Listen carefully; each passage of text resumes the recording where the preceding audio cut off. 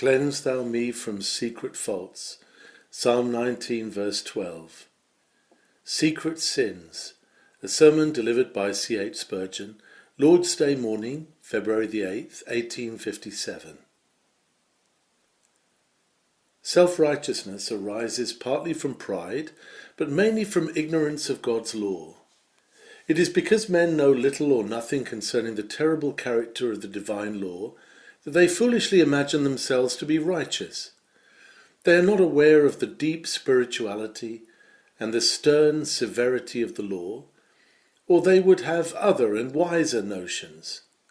Once let them know how strictly the law deals with the thoughts, how it brings itself to bear upon every emotion of the inner man, and there is not one creature beneath God's heaven who would dare to think himself righteous in God's sight, in virtue of his own deeds and thoughts. Only let the law be revealed to a man. Let him know how strict the law is, and how infinitely just, and his self-righteousness will shrivel into nothing. It will become a filthy rag in his sight, whereas before he thought it to be a goodly garment.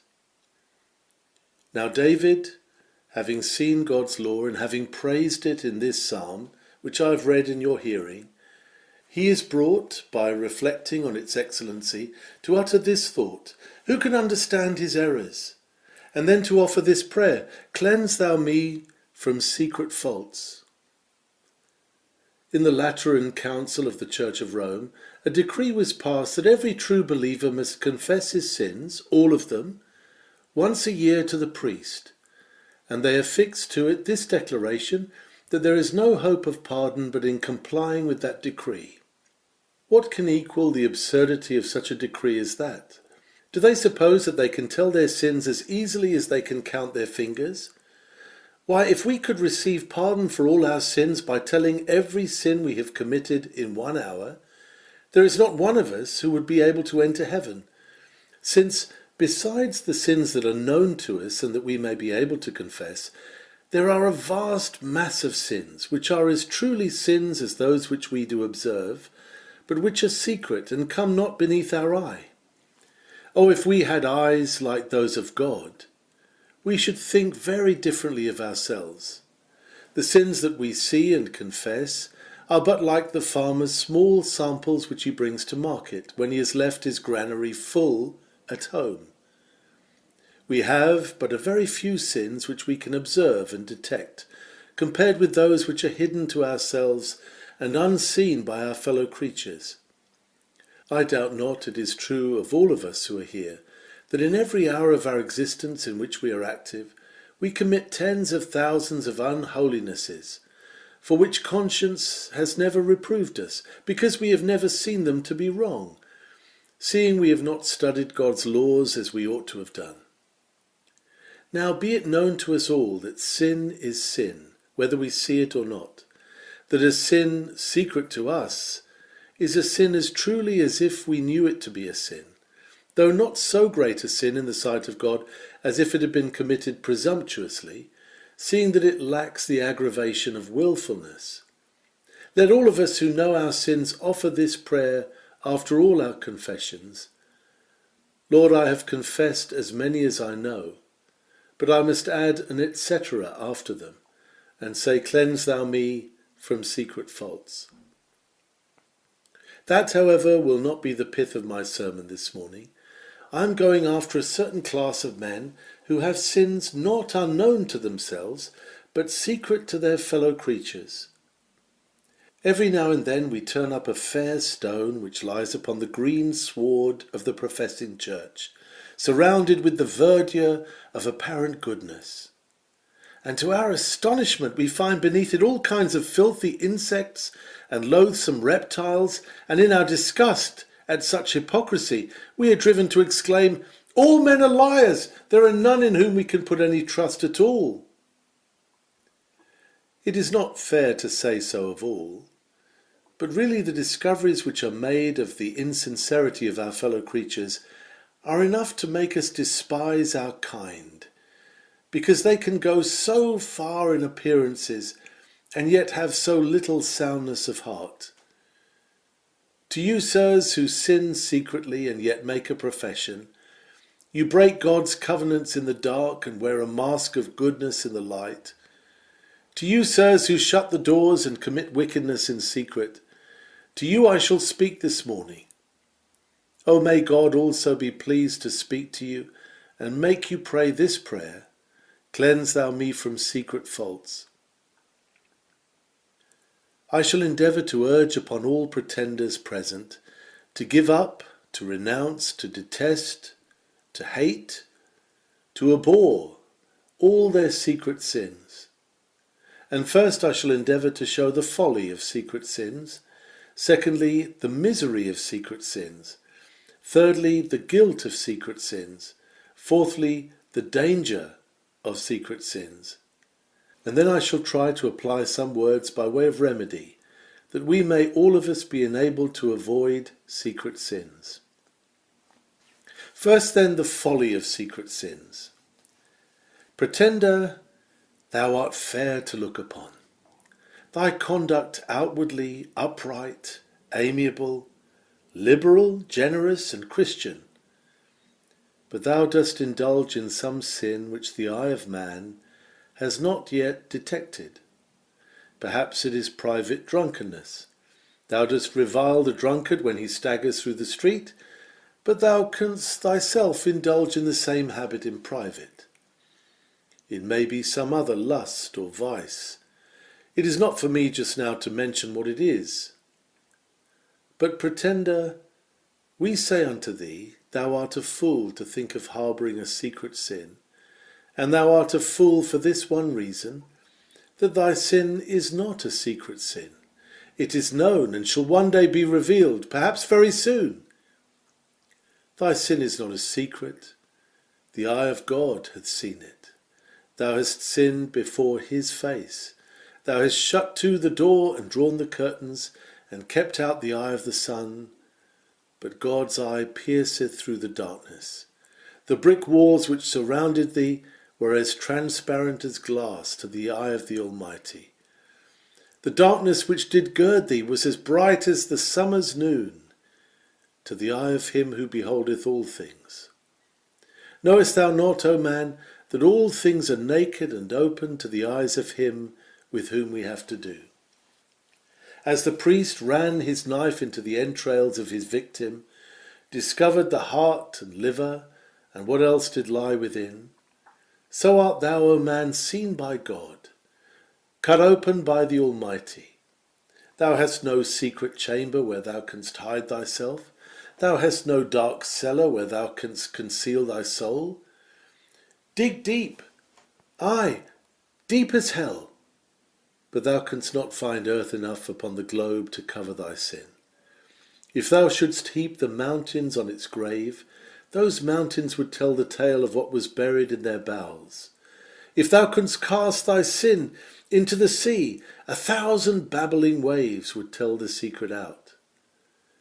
There is no hiding it from God. Thy sin is photographed in high heaven. The deed, when it was done, was photographed upon the sky, and there it shall remain, and thou shalt see thyself one day revealed to the gazing eyes of all men, a hypocrite, a pretender, who did sin in fancied secret, observed in all thine acts by the all-seeing Jehovah. Oh, what fools men are, to think they can do anything in secret. This world is like the glass hives wherein bees sometimes work. We look down upon them and we see all the operations of the little creatures. So God looketh down and seeth all. Our eyes are weak, we cannot look through the darkness, but his eye, like an orb of fire, penetrateth the blackness, and readeth the thoughts of man, and seeth his acts when he thinketh himself most concealed.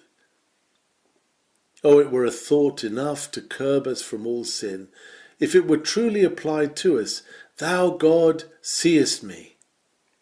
Stop, thief, drop thou that which thou hast taken to thyself. God seeth thee. No eye of detection on earth hath discovered thee, but God's eyes are now looking through the clouds upon thee. Swearer, scarce any for whom thou carest heard thy oath, but God heard it. It entered into the ears of the Lord God of Sabaoth. Ah, thou who leadest a filthy life, and yet art a respectable merchant, bearing among men of fair and goodly character. Thy vices are all known, written in God's book. He keepeth a diary of all thine acts. And what wilt thou think on the day when a crowd shall be assembled, compared with which this immense multitude is but a drop of a bucket? And God shall read out the story of thy secret life, and men and angels shall hear it. Certain I am there are none of us who would like to have all our secrets read, especially our secret thoughts. If I should select out of this congregation the most holy man, should bring him forward and say, Now, sir, I know all your thoughts, and am about to tell them, I am sure he would offer me the largest bribe that he could gather, if I would be pleased to conceal at least some of them. Tell, he would say, of my acts. Of them I am not ashamed, but do not tell my thoughts and imaginations. Of them I must ever stand ashamed before God. What then, sinner, will be thy shame, when thy privy lusts, thy closet transgressions, thy secret crime shall be gazetted from God's throne, published by his own mouth, and with a voice larger than 1,000 thunders, preached in the ears of an assembled world? What will be thy terror and confusion then, when all the deeds thou hast done shall be published in the face of the sun, in the ears of all mankind? O renounce the foolish hope of secrecy, for thy sin is this day recorded, and shall one day be advertised upon the walls of heaven. In the next place, let us notice the misery of secret sins. Of all sinners, the man who makes a profession of religion, and yet lives in iniquity, is the most miserable. A downright wicked man who takes a glass in his hand and says, I am a drunkard, I am not ashamed of it, he shall be unutterably miserable in worlds to come, but brief though it be, he has his hour of pleasure. A man who curses and swears and says, That is my habit, I am a profane man, and makes a profession of it, he has at least some peace in his soul. But the man who walks with God's minister, who is united with God's church, who comes out before God's people and unites with them, and then lives in sin, what a miserable existence he must have of it. Why, he has a worse existence than the mouse that is in the parlour, running out now and then to pick up the crumbs, and then back again to his hole. Such men must run out now and then to sin. And oh, how fearful they are to be discovered. One day perhaps their character turns up. With wonderful cunning they manage to conceal and gloss it over. But the next day something else comes, and they live in constant fear, telling lie after lie, to make the last lie appear truthful, adding deception to deception, in order that they may not be discovered.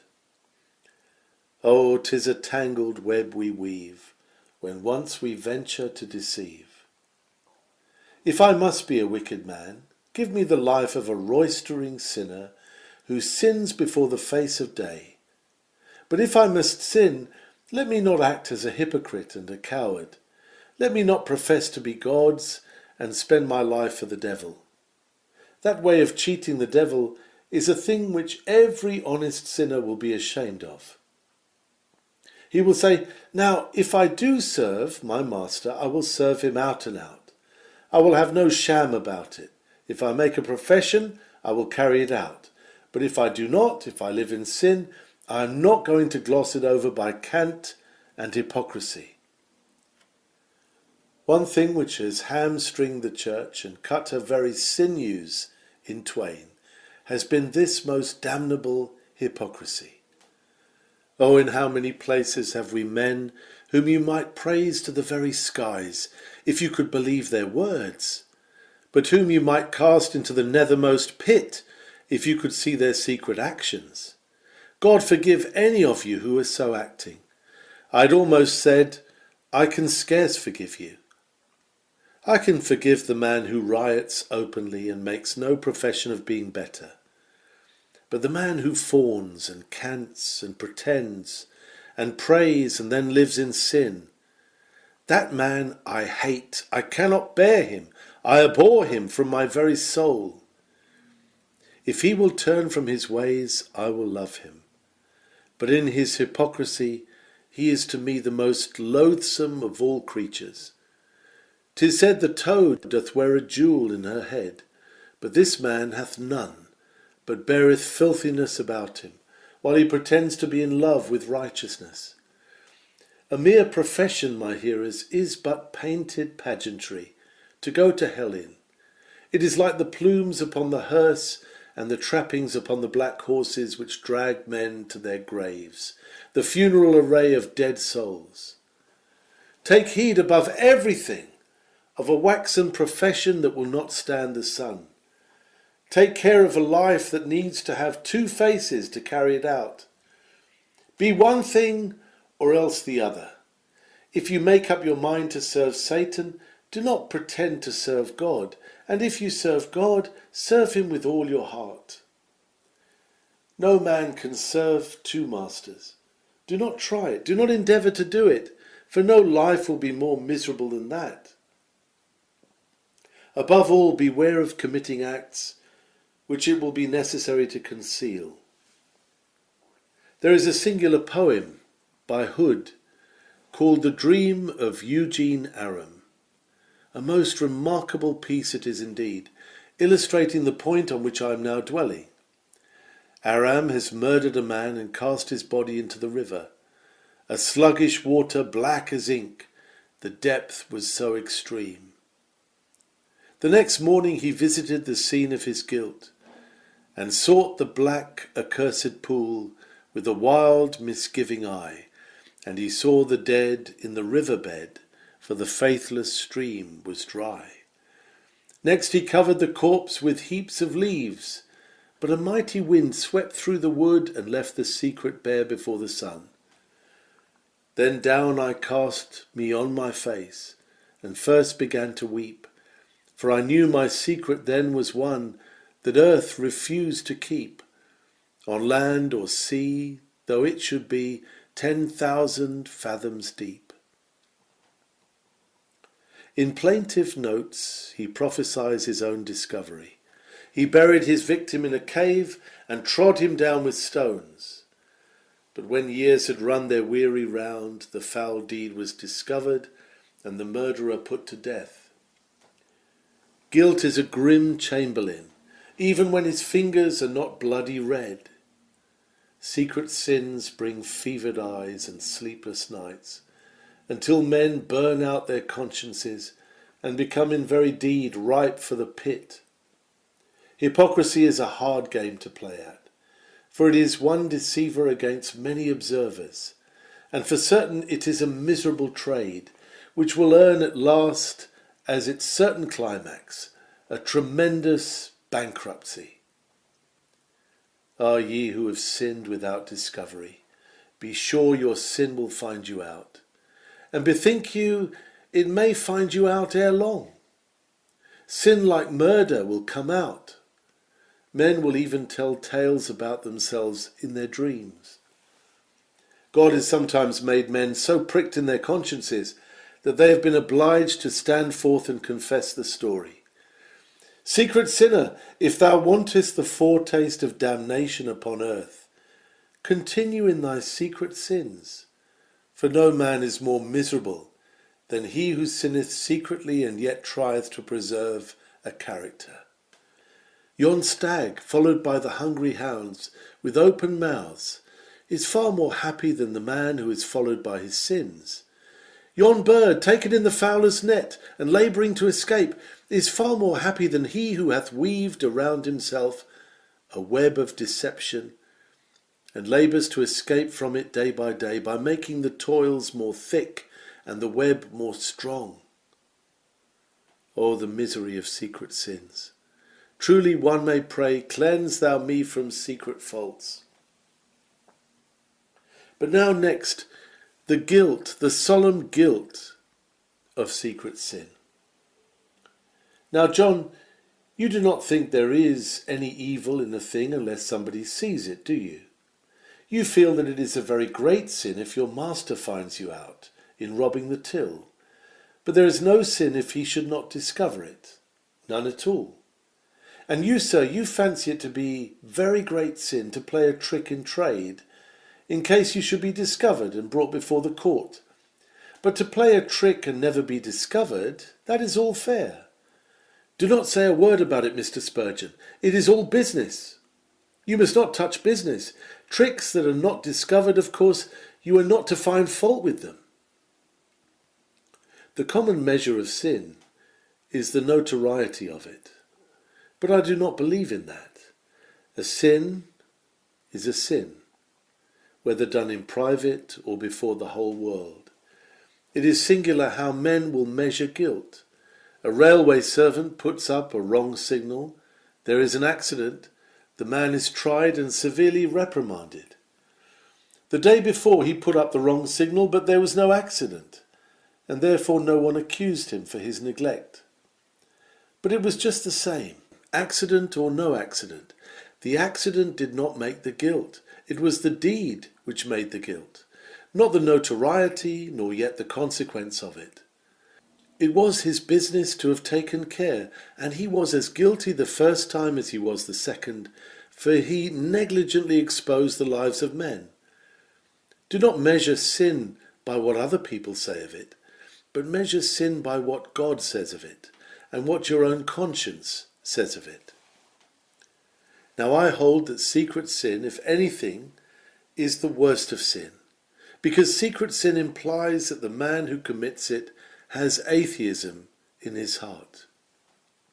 You will ask, how can that be?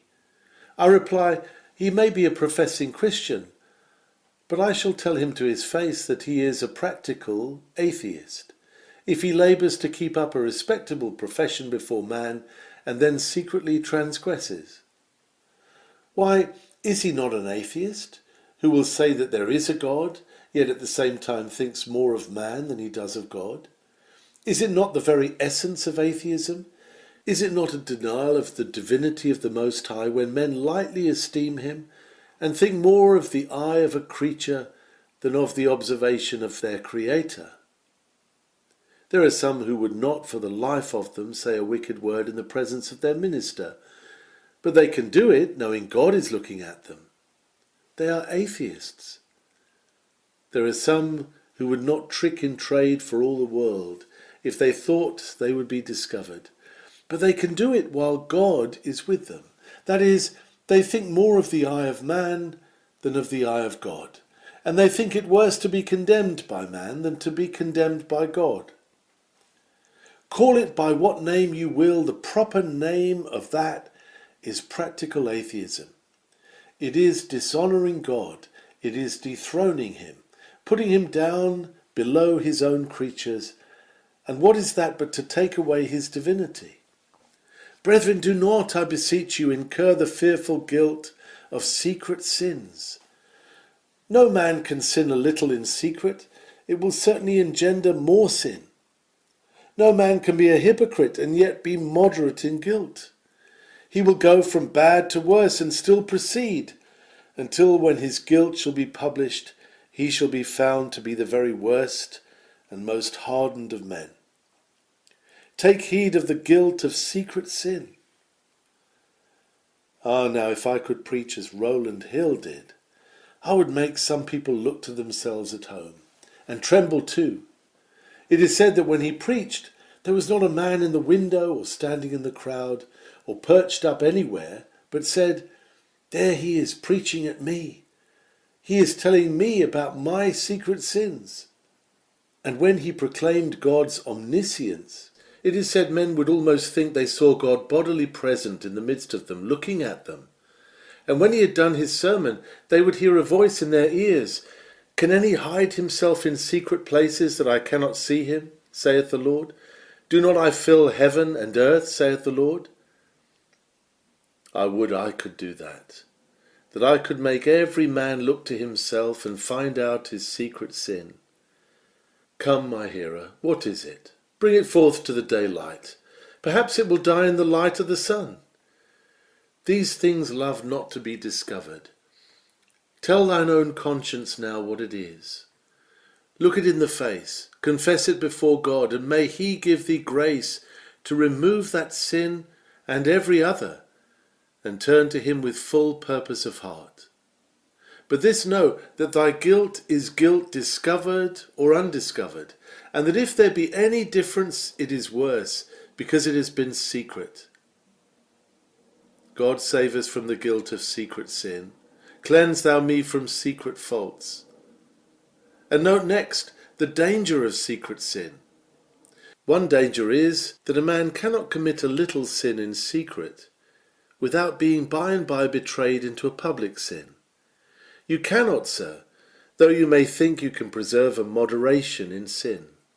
If you commit one sin, it is like the melting of the lower glacier upon the Alps. The others must follow in time. As certainly as you heap one stone upon the cairn today, the next day you will cast another, until the heap, reared stone by stone, shall become a very pyramid. See the coral insect at work. You cannot decree where it shall stay its work.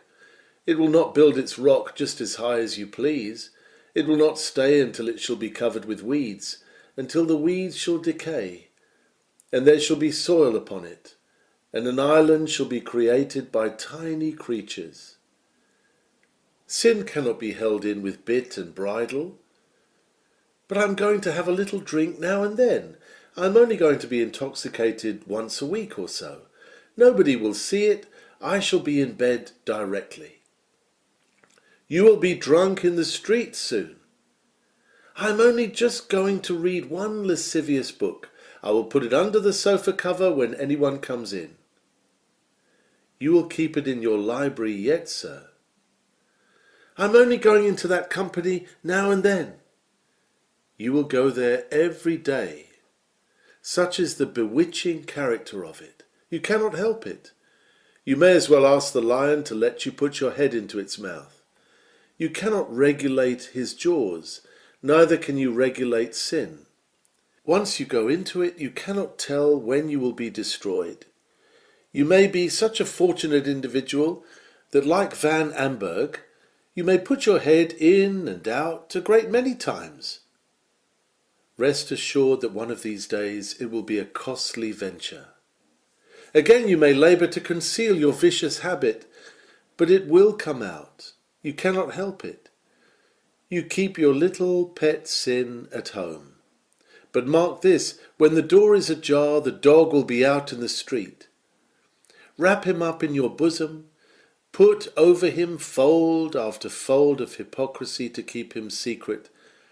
The wretch will be singing some day when you are in company. You cannot keep the evil bird still. Your sin will gad abroad, and what is more, you will not mind it some of these days. A man who indulges in sin privately, by degrees gets his forehead as hard as brass. The first time he sinned, the drops of sweat stood on his brow at the recollection of what he had done. The second time, no hot sweat on his brow, only an agitation of the muscle.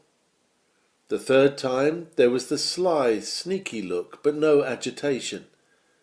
The next time he sinned a little further, and by degrees he became the bold blasphemer of his God, who exclaimed, "Who am I that I should fear Jehovah? And who is he that I should serve him?" Men go from bad to worse. Launch your boat in the current. It must go where the current takes it. Put yourself in the whirlwind. You are but a straw in the wind.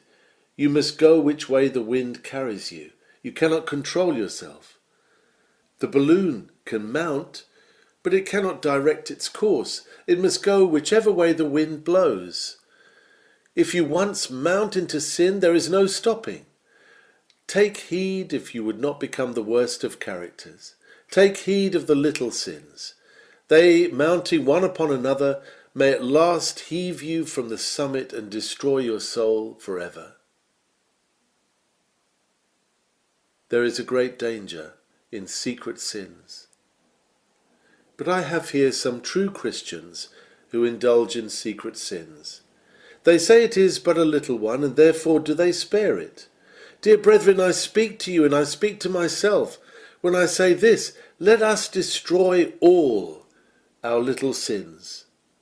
They are called little, and if they be, let us remember that it is the foxes, even the little foxes, that spoil our vines, for our vines have tender shoots. Let us take heed of our little sins. A little sin, like a little pebble in the shoe, will make a traveller to heaven walk very wearily. Little sins, like little thieves, may open the door to greater ones outside. Christians, recollect that little sins will spoil your communion with Christ. Little sins, like little stains in silk, may damage the fine texture of fellowship. Little sins, like little irregularities in the machinery, may spoil the whole fabric of your faith. The one dead fly spoileth the whole pot of ointment. That one thistle may seed a continent with noxious weeds. Let us, brethren, kill our sins as often as we can find them. One said, the heart is full of unclean birds, it is a cage of them. Ah, but, said another divine, you must not make that an apology, for a Christian's business is to wring their necks. And so it is. If there be evil things, it is our business to kill them. Christians must not tolerate secret sins. We must not harbour traitors. It is high treason against the King of Heaven.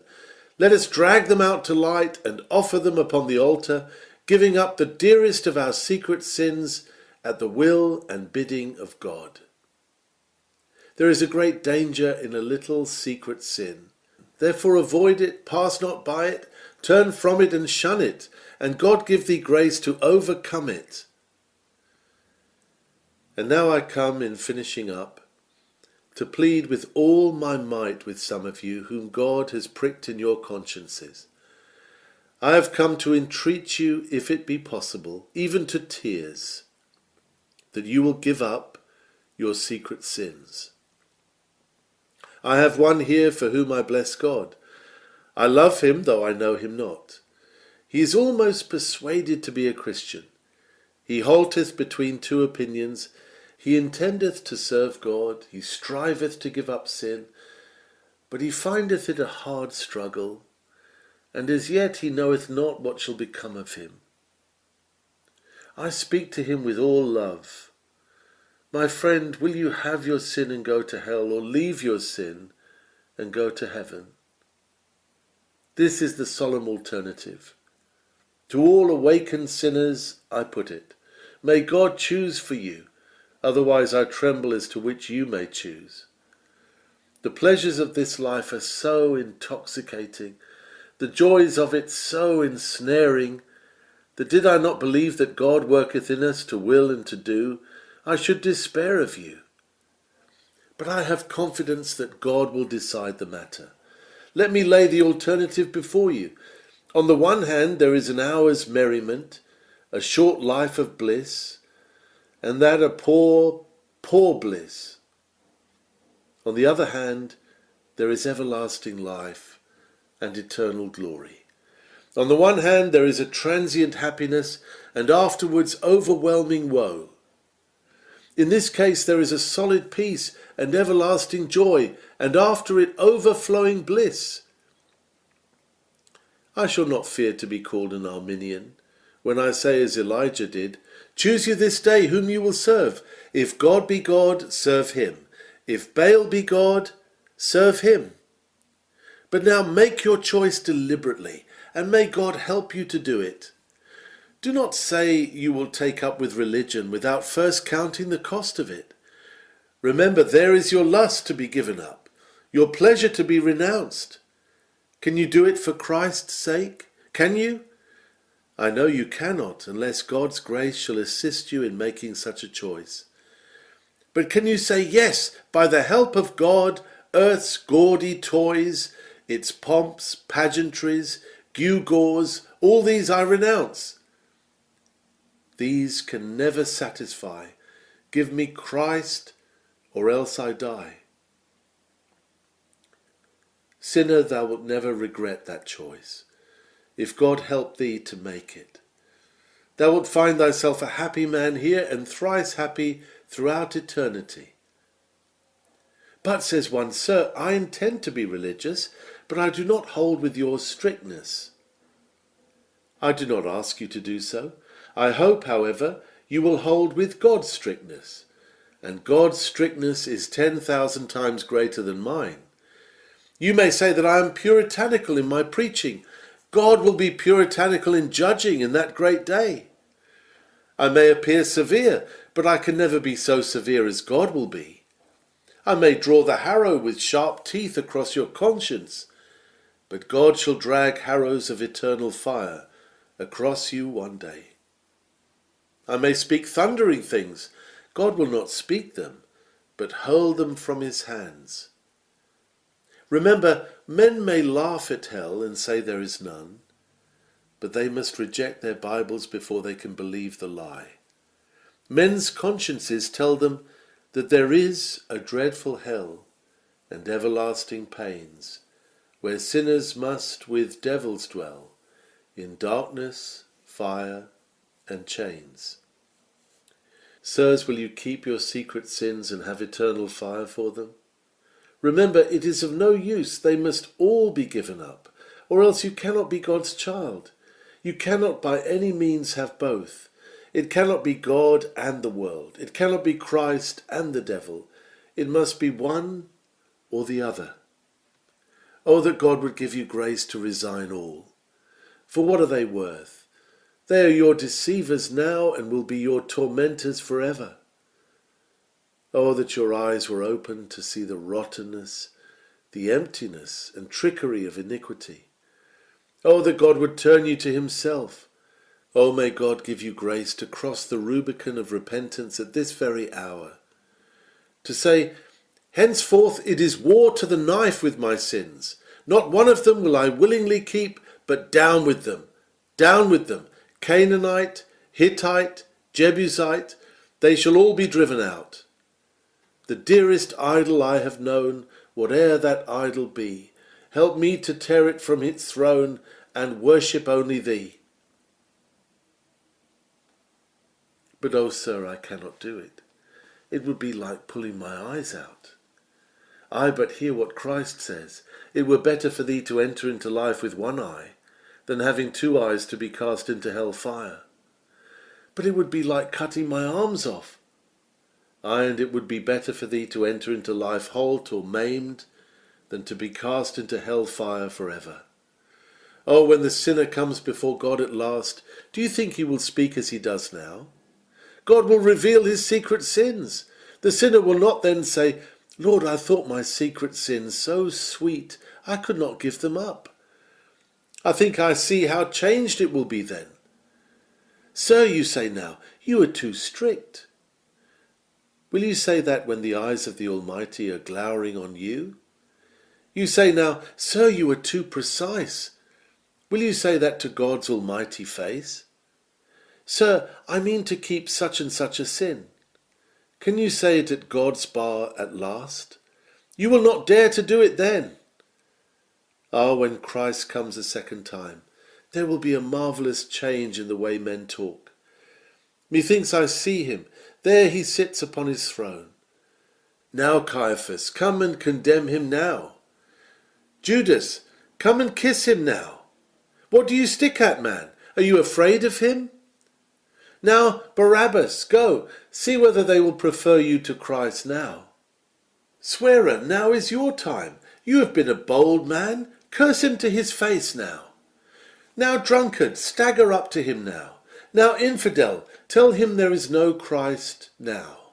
Now that the world is lit with lightning, and the earth is shaken with thunder, till the solid pillars thereof do bow themselves, tell God there is no God now. Now laugh at the Bible. Now scoff at the minister. Why, men, what is the matter with you? Why can't you do it? Ah, there you are, you have fled to the hills and to the rocks. Rocks, hide us! Mountains, fall on us! Hide us from the face of him that sitteth on the throne. Ah, where are now your boasts, your vauntings, and your glories? Alas, alas for you, in that dread day of wonders. Secret sinner, what then will become of thee? Go out of this place unmasked. Go out to examine thyself. Go out to bend thy knee. Go out to weep. Go out to pray. God give thee grace to believe. And oh, how sweet and pleasant the thought that this day sinners have fled to Christ and men have been born again to Jesus. Brethren, ere I finish, I repeat the words at which so many have cavilled. It is now or never. It is turn or burn. Solemnly in God's sight I say it. If it be not God's truth, I must answer for it in the great day of account. Your consciences tell you it is true. Take it home. And mock me if you will. This morning I am clear of your blood. If any seek not God but live in sin, I shall be clear of your blood in that day when the watchman shall have your souls demanded of him. Oh, may God grant that you may be cleared in a blessed manner. When I went down those pulpit stairs a Sabbath or two ago, a friend said to me words which have been in my mind ever since. Sir, there are 9,000 people this day without excuse in the day of judgment. It is true of you this morning. If you are damned, it will not be for want of preaching to you, and it shall not be for want of praying for you. God knoweth that if my heart could break of itself, it would for your souls. For God is my witness how earnestly I long for you in the bowels of Jesus Christ. Oh, that he might touch your hearts and bring you to him. For death is a solemn thing. Damnation is a horrible thing. To be out of Christ is a dreadful thing. To be dead in sin is a terrifying thing. May God lead you to view these things as they are and save you for his mercy's sake. He that believeth and is baptized shall be saved. Lord, search my soul, try every thought, though my own heart accuse me not, of walking in a false disguise. I beg the trial of thine eyes. Doth secret mischief lurk within? Do I indulge some unknown sin? O turn my feet whene'er I stray, and lead me in thy perfect way. Amen.